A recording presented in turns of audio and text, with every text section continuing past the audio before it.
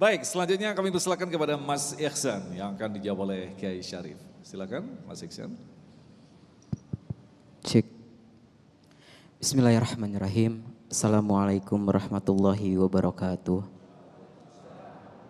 Perkenalkan saya Ihsan Fadlillah dari Ahwal Syaksyah, mahasiswa Unisma Bekasi. Izin bertanya Kiai. Tujuan maksud syariah tentunya dalam Islam adalah untuk menciptakan kemaslahatan umat beragama yang ada di Indonesia.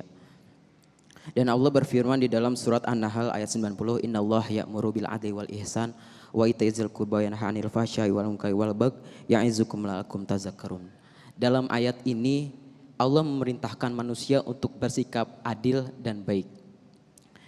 Namun bagaimana ketika seorang pemimpin hanya menerapkan perilaku baik saja dan tidak adil, karena pada nyatanya seorang yang berjuang akan kalah dengan yang beruang. Oleh karena itu pandangan Islam tentang hal ini seperti apa Kiai? Terima kasih. Wassalamualaikum warahmatullahi wabarakatuh. Waalaikumsalam. Silakan Kiai. Kejadian ini diceritakan oleh Imam Ghazali dalam kitab Ihya-nya. Ketika beliau membahas secara detail satu bagian subbab al-imamah wal qudwah.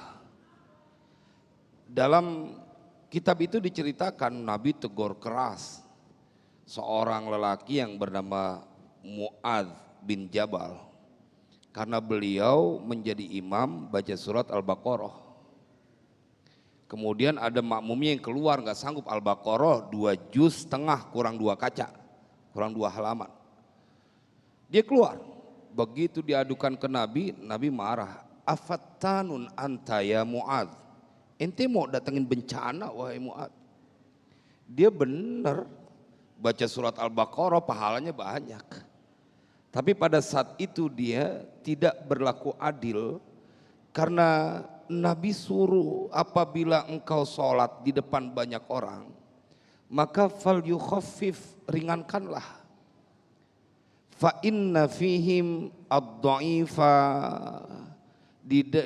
bersama mereka ada orang yang lemah, wadal hajati, orang yang punya hajat. Dia benar tapi dia kurang adil, maka dia ditegur oleh Nabi. Harus berlaku adil, engkau harus lihat. Maka pada kasus yang ditanya pada saat ini makanya dibaca oleh hampir semua khotib. Ayat ini yang tadi disampaikan dibaca oleh hampir semua khotib pada khutbah kedua penutupnya itu. Dari setelah berpesan tentang ketakwaan dan materi khutbah yang disampaikan ditutup dengan sebuah pesan dari Allah, innallaha ya'muru bil adli wal ihsan wa ita'i dzil qurba wa yanha 'anil fahsya'i wal munkari wal baghi ya'idzukum la'allakum tadzakkarun. Artinya ini sebuah ijtihad dari para ulama yang kemudian menjadi sebuah pesan khusus. Bagian akhir sebelum melaksanakan sholat, ini perlu diingat ada Allah titip pesan, innallaha ya'muru bil adli wal ihsan, ente kudu adil dan berlaku baik. Jadi inilah yang kudu kita suarakan dari mimbar Damai Indonesiaku kepada siapapun engkau yang telah dipilih oleh Allah menjadi pemimpin yang dipercaya oleh Allah. Senyuman banyak orang tergantung daripada perbuatanmu. Kebahagiaan orang banyak akan tergantung pada keputusanmu. Berlaku adillah dan jangan pernah engkau khianat terhadap amanah yang kau dapatkan dari Allah Jalla Jalaluh. Jadi ini sebagai sebuah pesan, kita harus berlaku adil, berbuat baik, dan dia harus berjalan beriringan. Adil dan ihsan begitu. Nah, kalau kita ketahui ketika hukum-hukum Allah diterapkan pada orang yang sifatnya sama begitu, homogen, bukan heterogen, akan begitu mudahnya. Tetapi dalam kondisi banyak perbedaan di sini, akhirnya keadilan dan ihsan tadi banyak diwarnai kompromi-kompromi yang disebut dengan siyasah. Nah, artinya ini kan sulit untuk menetapkan adil seadil-adilnya, ihsan se-ihsan-ihsannya. Nah, ini agama memberikan rambu-rambu seperti apa? Itulah mengapa seorang pemimpin dia adalah orang yang mempunyai, dibekali oleh Allah sebenarnya adalah orang yang mempunyai kemampuan untuk memilah dan memilih. Maka siapa Nabi Muhammad SAW? Beliau ditempa dengan pendidikan yang dari awal, dari nol. Siapa Nabi Yusuf dan semua kisah para nabi, mereka langsung dididik oleh Allah untuk menjadi orang-orang yang mengetahui tentang kehidupan di sekitarnya sehingga dia dibekali untuk menjadi pemimpin, untuk berlaku adil dan ihsan. Dan ini Mas Agung, yang kita khawatirkan adalah ketika keadilan hanya diterapkan kepada orang-orang tertentu, tetapi pada orang-orang yang mereka tidak punya kemampuan, mereka berlaku sewenang-wenang. Semoga negeri ini selalu mendapatkan bimbingan dari Allah. Semoga negeri ini terus ada terwujud keadilan sosial bagi seluruh rakyat Indonesia.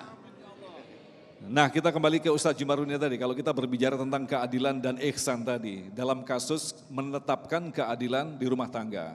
Ketika terjadi kesalahan, orang tua pun juga harus mengkoreksi. Tetapi yang terjadi seringkali orang tua merasa memiliki otoritas tertinggi untuk menetapkan hukum di dalam rumah tangga. Lantas siapakah yang memberikan punishment kalau kita kembalikan masalah adil tadi? Yang memberikan hukuman, punishment kepada orang tua. Ini luar biasa. Pertanyaan out of the box. Ya. Siapakah yang memberikan hukuman kepada orang tadi? Ada sebuah mekanisme dalam kajian tazkiyatun nufus. Namanya muhasabah. Muhasabah adalah mekanisme pengkoreksian secara mandiri diri kita. Karena setiap bawahan akan dimuhasabah oleh atasan. Betul gak? Anak dimuhasabah oleh ayah ibunya. Betul gak?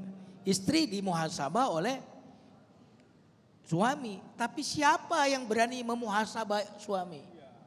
Nah, karena itu muhasabah itu bagian dari ilmu tazkiyatun nufus, karena itu harus dilakukan secara mandiri oleh kita. Dan dengarkan ini Mas Agung. Siapa yang tidak memuhasabah diri, menegur dirinya, maka dia akan ditegur oleh Allah. Menegur diri sendiri kosnya rendah, tapi jika Allah yang menegur kosnya mahal. Itu Mas. Luar biasa sekali, insya Allah kita akan lanjutkan lagi untuk menjawab pertanyaan selanjutnya. Tetaplah bersama kami, Damai Indonesiaku.